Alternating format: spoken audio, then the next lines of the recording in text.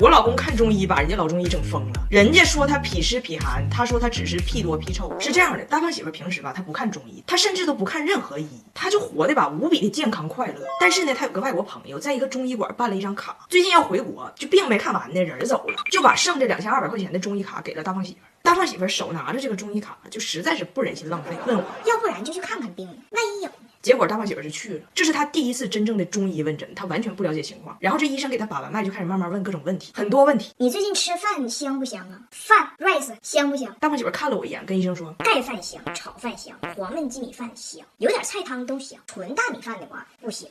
医生，我饿了。我喜欢排骨肉、大盘鸡、羊肉泡馍、饽子，你有的吗？我喝的。还行。然后医生问：你爱吃重油重辣的东西吗？大胖媳妇说：看菜，毛血旺我喜欢重油重辣的，但你说像小龙虾哈，我其实喜欢五香的。不伤的手风扇，好吃。真香。然后问了众多问题之后，医生说：你呀，应该是痞湿痞寒。大胖媳妇看着医生，尴尬的说：我只是屁多屁臭，我极少遇到屁湿的情况。他那个痞湿非常严重，我都是脾肚脾臭，脾肚脾臭。然后医生就觉得他有点毛病，然后大胖媳妇也觉得医生有点毛病。都聊到这儿了，大胖媳妇问我：这医生也太唠嗑了，唠20分钟了，啥问题都问，他咋还不看病？我才明白，这个中医问诊时候讲究这个望闻问切，就是问很多问题来了解你的身体情况，而不是像西医是靠测血呀、排片。这些大胖媳妇她完全不知道，她以为看病一直都没有开始，只是遇到了一个很义的医生，在看病之前想跟他先交个朋友。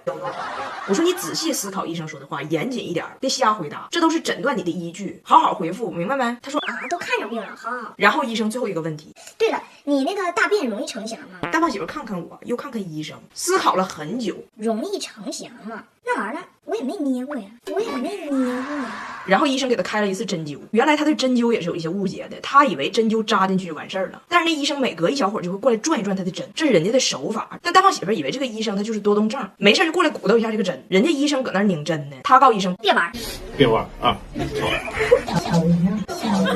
回家我发现真给他疼够呛，裤子都湿了。我说你赶紧把衣服脱下来，我给你洗洗。咱家最近新换的三星 AI 爱神，有更聪明的 AI 泡泡镜，能感应衣服面料来出泡，洗得更干净，还能省70%能耗，食品级蒸汽除菌，洗完就红，干干爽爽，超薄嵌入设计，不占地方，容量更大，颜值还高。医生给出的治疗方式有3个，3管齐下，一是针灸，2是食疗。医生说回家之后15片黄芪炖1只鸡，连吃10天。大胖媳妇听成了每天1片黄芪炖15只鸡，连吃10天。大胖媳妇说我觉得我最多一天能吃9只鸡，9只鸡。最后一种治疗是摁肚子，医生说这3种一起治，能改善他的脾寒脾虚。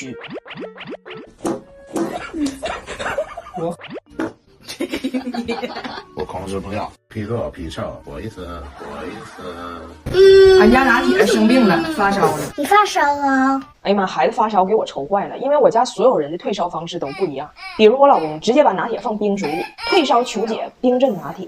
孩子刚发烧的时候，我老公说睡觉，我爸说挂号，我老公说喝水，我爸说吃药。我老公就很不理解，说就是一个小发烧吗？为什么要去医院呢？我爸说你看拿铁，那现在可能是没大事儿，那万一呢？我老公说万一是谁呀？万一拿铁没事得了呗，我管万一干什么？最后还是犟不过我爸，去了医院。但是呢，俺家拿铁是个黑户，咋回事呢？就当时他出生的时候，他爸不在，我单方面给他办这种身份证明呢，就很费劲，我就没办。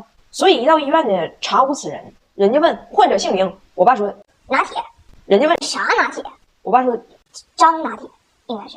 然后医生说你没有身份，你也得有出生证明。我爸说我有，然后就拿出了一个大包，大包里边有一个厚厚的牛皮纸信封。咱父母是不是都有这个习惯？就你告诉他哪个文件很重要，他把相关所有的票据都留下，他也不读。出生证明就1张纸，我爸拿出来一沓，我说爸，这有这么厚呢？人要拿铁出生证明，你把小区的都带来了。我爸一打开，有我的产后开奶指南、产后护理小贴士、月嫂育儿嫂推荐、医院早餐外卖菜单。我老公说爸，你来贴小广告来了，这玩意儿也没用，你咋不扔呢？我爸说那万一呢？我老公说这万一到底是谁呀？万一呀，怎么哪哪都有他呢？最后检查没啥事儿，开了退烧药回家了。结果回家冲突加剧，拿铁的烧都快退了，我家白热化了。我爸给孩子盖被，我老公看着就把被掀了。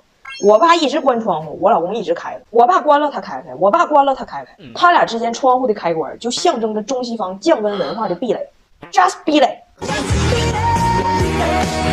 翟耀达回家听说拿铁发烧了，直接去拿冰水。我说不喝冰水，他直接拿出了冰激凌。我说你可别让你姥爷看着你给弟弟冰激凌，直接给你撇出去了。翟耀达说把我冰激凌撇出去。我说把你撇出去。我说妈妈给弟弟弄药，你陪他待一会儿。放心吧，等我再回来。翟耀达把拿铁衣服给扒了。我说你跟谁学的？他说你不在这2年，我要是发烧了，我奶就这么给我物理降温呢。我给我婆婆打电话，我婆婆说那脱光了吃冰激凌不行，你还得用电风扇吹它。你还别不信，当时翟耀达发烧我就这么整，很快就不哭了。我说是让你冻死了吧？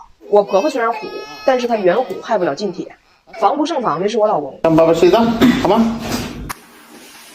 水整好了，好。这凉的呢，拔凉，拔凉。它是散热。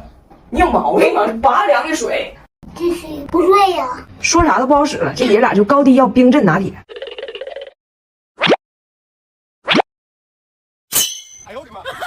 得放冰块。我爸批评大胖媳妇，你们就老说你们对，一有病就冰镇，一有病就冰镇。你看挺大加大让你镇的还剩几个人，剩下那几个也像你似的，从小被镇的傻了吧唧的。我坚决不会让拿铁像你似的。我老公说，那万一呢？说了一辈子英语的外国人答中国人的英语考试卷能考多少分？这次我公公婆婆来中国，发现张家铁这英文也太差了。 I'm hungry，谁录饭呀？温迪就开始挑事儿了，说我觉得吧，张家铁英语不好还是跟彩玲有一些关系的。不行，我来中国亲自带吧。毕竟英语吧，它不光是口语，它涉及语法、用词、引申含义啊这些东西。大胖媳妇说，哎，要是比这些东西，你还真比不过中国人。温迪当时就炸毛了。我说英语60年了，我英语没有中国人好。我是大傻帽啊，大傻帽啊！大胖媳妇说，口说无凭，咱可以考试。都说今年英语考研的卷子难，你我爸还有彩玲一起答。温迪非常有信心，于是我和俩老外在我办公室考了一次考研英语。监考是大胖媳妇的老本行，作为本次考试的监考人加阅卷人，他非常严肃。Papers down, let's have start.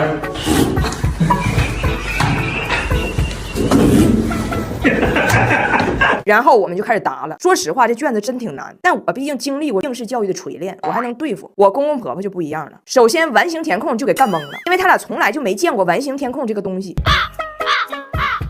温迪说，这文章说一半非空出一块让我选，那 ABCD 我看都行啊。大胖媳妇说，你如果瞎选，那这文章就看不懂它是啥意思了。温迪说，你一个文章留20个空，谁能看明白它是啥意思啊？然后呢，温迪阅读障碍，阅读的时候必须得读出来。得了。温迪越读越费劲，直接给他家最有文化的小女儿妮蔻打求助电话。时间紧迫，上来就问妮蔻，所以我们能从文章第5段了解什么信息？妮蔻说，那文章第5段讲了啥呀？温迪说，我要是看明白了，我问你呀。温迪越来越绝望，开始想抄袭，但是他不抄说英语的布莱恩，他抄我的。温迪还在坚持，布莱恩答20分钟之后，非说自己要上厕所，憋不住了。大胖媳妇都训斥他爸，一考试你就拉，你纯是个考拉。幸亏监考老师多个心眼出去看了一眼，发现他爸考半道自己打车回家弃考了，人家考拉跑了。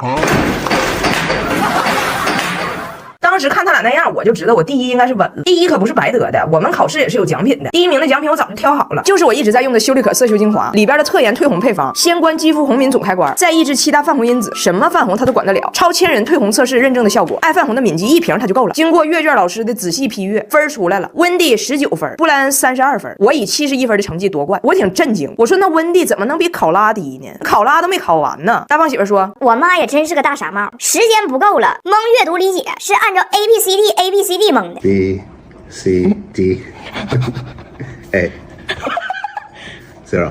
人家我爸考拉起码还知道蒙题都得蒙一个答案，人全蒙的 B。 Wendy, I feel. 33. 你得满分多少分呀？100分。这外国人英语还不听我呀？让不让你俩报个班学去了？报个班学去了。